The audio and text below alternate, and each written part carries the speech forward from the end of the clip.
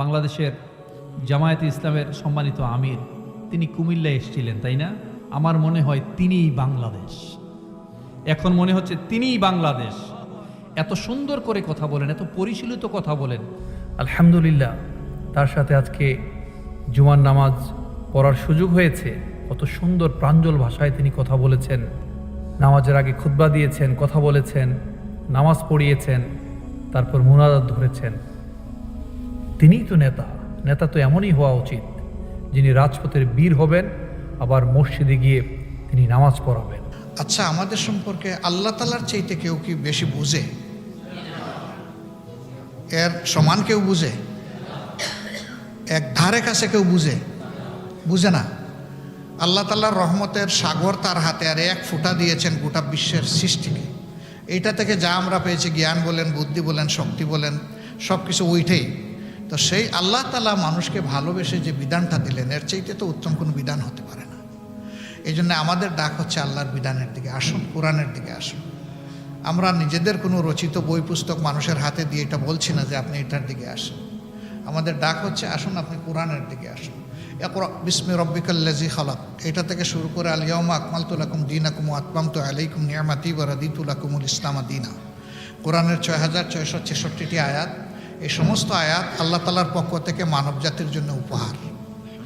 এই উপহার যে গ্রহণ করবে এবং এই উপহারের শুকরিয়া যে আদায় করবে, সে সৌভাগ্যবান হবে। যে গ্রহণ করবে না, শুকরিয়া আদায় করবে না, সে দুর্ভাগা। আমরা দুর্ভাগা জাতি হয়ে থাকতে চাই না। আমরা এই জায়গাটাই ফিরে আসতে চাই। এত বড় জুমার মসজিদ, এখানে শত শত মানুষ মসজিদে হাজির হয়েছেন। এখানে আছেন, দোতলায় আছেন, তিনতলা আছে কিনা আমি জানি না। অনেক সময় মানে মসজিদের ছাদেও লোকেরা থাকেন। এখানে কি কোনো মারামারি কিলাকিলি হয়? কেন হয় না? একজনকে ইমাম মানা হয়। সমস্ত মুসল্লিদের আস্থা থাকে যে তিনি আমাদের যোগ্য ব্যক্তি, আল্লাহর দরবারে আমাদেরকে নিয়ে সেজদা এবং রুকু দেওয়ার জন্যে।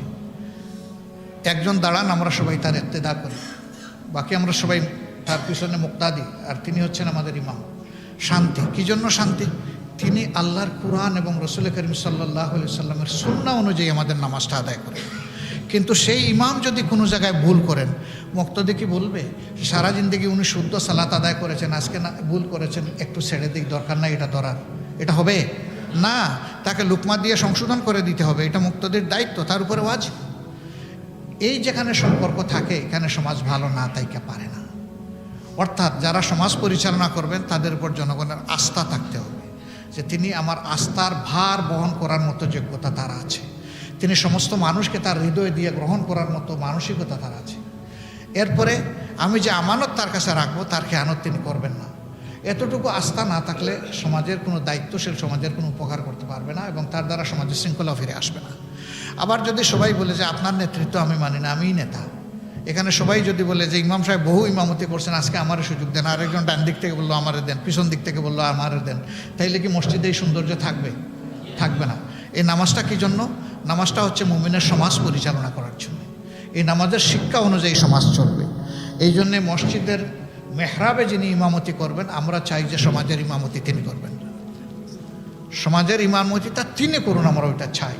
এই আখলাকের, এই চরিত্রের, এই ইলমের মানুষ, এই মুত্তাকি মানুষরা যখন সমাজ পরিচালনা করবে, নামাজ যেমন শান্তিপূর্ণ হয়, সুন্দর হয়, সমাজও শান্তির হবে, সুন্দর হবে ইনশাআল্লাহ। আমরা এমন একটি সমাজেরই স্বপ্ন দেখি। এখানে আমরা সমাজকে ধর্ম, বর্ণ, দলের ভিত্তিতে ভাগ ভাগ করার পক্ষে নই। আমরা সবাই মিলে এই দেশ আল্লাহর দান, আমাদের প্রিয় বাংলাদেশ। আমরা এই দেশকে ভালোবাসবো, মানুষকে ভালোবাসবো এবং আল্লাহর যত সৃষ্টি এই জমিনের উপরে আছে, এই দেশের উপরে, অন্তত তাদেরকে আমরা ভালোবাসবো।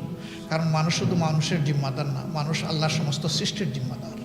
এই জন্যে মানুষের সব সৃষ্টি আল্লাহর গোলাম, কিন্তু মানুষকে আল্লাহ আলাদা একটা সিফত দান করেছেন যে মানুষ আল্লাহর খলিফা, আল্লাহর প্রতিনিধি। সেই প্রতিনিধির দায়িত্ব আল্লাহ যেন আমাদেরকে পালন করার তৌফিক দান করেন। আমাকে এই সময় সুযোগ সৃষ্টি করে দেওয়ার জন্য আমি আবারও শুকরিয়া আপনাদের আদায় করি। আল্লাহ আপনাদের হায়াতে, সেহাতে, ইজ্জতে, রিজেকে, ইলমে এবং আমলে বারাকা দান করুন। আসলে নিজে যদি আমলদারি না হন, কখনো এই কথাগুলো বলতে পারেন না। ছোট ছোট বাক্যে কথা বলেন, আস্তে আস্তে কথা বলেন, কোনো শাউট নাই। এত সুন্দর করে কথা বলেন, মনে যেন ভেতর থেকে ভেতরটা পরিষ্কার হয়ে আসে। একটা পরিশীলিত মানুষ। বাংলাদেশের প্রায় 18 কোটি মানুষ, যে কোনো ধর্মের মানুষও তাকে পছন্দ করে। আপনি বলেন তো বাংলাদেশের সবচেয়ে মাজলুম দল কোনটা?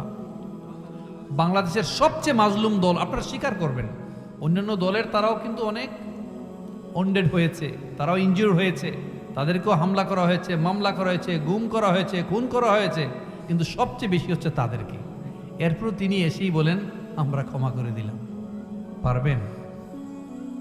وَإِن تَعْفُوا وَتَصْفَحُوا وَتَغْفِرُوا فَإِنَّ اللَّهَ غَفُورٌ رَحِيمٌ। যদি তুমি ক্ষমাশীল হও, যদি তুমি ধৈর্যশীল হও, তাহলে জেনে রেখো আল্লাহ ক্ষমাশীল। সুবহানাল্লাহ বলবেন না? এত সুন্দর করে তিনি প্রায় ঘন্টাখানি কথা বলেছিলেন, 40-50 মিনিট কথা বলেছিলেন, অসাধারণ কথা বলেছিলেন। আজকে দেশের ভিতরে যারা লড়াই করেছেন তাদের জন্য প্রিয় সংগঠনের পক্ষ থেকে আমি এই লাল গোলাপটুকু উপহার দিচ্ছি। প্রবাসে থেকে যারা লড়াই করেছেন তাদের জন্য আরেকটি লাল গোলাপ উপহার দিচ্ছি। এই দুই গোলাপের সমন্বয়ে বাংলাদেশে আজ স্বাধীনতার স্বাদ পাচ্ছে। সুতরাং স্বাধীনতার সকল যোদ্ধাদেরকে আমার পক্ষ থেকে সেলিউট। বাংলাদেশ ভালোবাসার দেশ, বাংলাদেশ বিভিন্ন গোলাপের সমন্বয়ের দেশ। এই দেশে সকল ধর্মের বর্ণের সমস্ত মানুষ আমরা মিলেমিশে আছি, কারণ বাংলাদেশ আমাদের সবার। আমরা এবার বলেছি, সোচ্চারভাবে বলেছি, আমরা বাংলাদেশে কোনো মেজরিটি মাইনরিটি মানি না। বাংলাদেশে যারাই জন্মগ্রহণ করেছে তারা সকলেই বাংলাদেশের গর্বিত নাগরিক। আসলে একজন লোক যদি ফ্যামিলিতে এমন হতে পারে, পরিবারটাই তো শান্তি, দেশটাই শান্তি। আমিও খাস করে দোয়া করি, আমরা তো গত 50-60 বছর আমরা অনেকের ক্ষমতায় দেখেছি, তাই না? এই দেশটাতে চুরি ছাড়া আর কিছু দেখেছেন?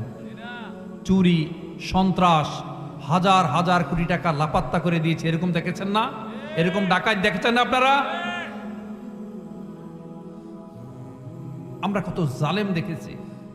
মানুষ যে আল্লাহকে মানে, রাসূলকে মানে, মারা যাবে মানে, সে কিভাবে এত অন্যায় করে, অন্যায় করার পরেও স্বীকৃতি তো নাই, আল্লাহর কাছে তো ক্ষমা চাই না, উপরন্তু হচ্ছে আমার কি দোষ, ঠিক না ভাই? তো এই ধরনের মানুষের কথা শুনবেন, কথা পছন্দ করবেন। আসলে leader is someone who knows the way, who shows the way, who goes the way. একজন লিডার তো তিনি রাস্তা চিনেন এবং তার অনুসারীদেরকে হাত ধরে রাস্তা দেখাইয়া নিয়ে যেতে পারেন। যিনি রাস্তা জানেন এবং তার অনুসারীদেরকে নিজ হস্ত ধরে তাকে ধরে ওই রাস্তা দেখিয়ে নিয়ে যেতে পারেন এবং ফাইনালি এমনভাবে যোগ্য হিসাবে তাকে তৈরি করেন যেন সে ইন ফিউচারে বা যে কোনো মুহূর্তে এই চেয়ারে বসতে পারে। He is called leader. সেই তো নেতা। আর আমাদের নেতা হচ্ছে হাজার হাজার কোটি টাকা, আপনি নিজেও দেখছেন, হাজার কোটি টাকা মেরে দিচ্ছে, দুর্বলের উপর সবল হয়ে অত্যাচার করছে। দাড়ি টুপিওয়ালা, পায়জামা পাঞ্জাবিওয়ালা মানুষদেরকে চাইলেই মামলা দেওয়া যায়, চাইলে জঙ্গি বানানো যায়, তার উপর হামলা করানো যায়। যে মেয়েরা হিজাব পরে তাকে জঙ্গি বানানো যায়। মসজিদ মিম্বারে যিনি কোরআনের কথা বলবেন, সুদের বিরুদ্ধে কথা বলবেন, তার চাকরি চলে যায়, ঠিক না? দিন শেষে আবার আপনি তাকেই ফলো করছেন। ইয়া আইয়ুহাল্লাযীনা আমানু দুখুলু ফিস সিলমি কাফা। আল্লাহ কত সুন্দর করে বলেছেন, কত যত্ন করে বলেছেন, হে ঈমানদার গণেরা, তোমরা পরিপূর্ণ ইসলামে প্রবেশ করো। তা আপনি কিসের ইসলামে প্রবেশ করলেন? আপনি জানেন যে সে সন্ত্রাস, আপনি জানেন সে আপনার ক্ষতি ছাড়া আর কিছুই করে না, আপনি জানেন হাজার বছর ধরে হাজার হাজার কোটি টাকা লাপাত্তা করে দিয়েছে, তারপর আপনি দিন শেষে তাকেই ফলো করছেন।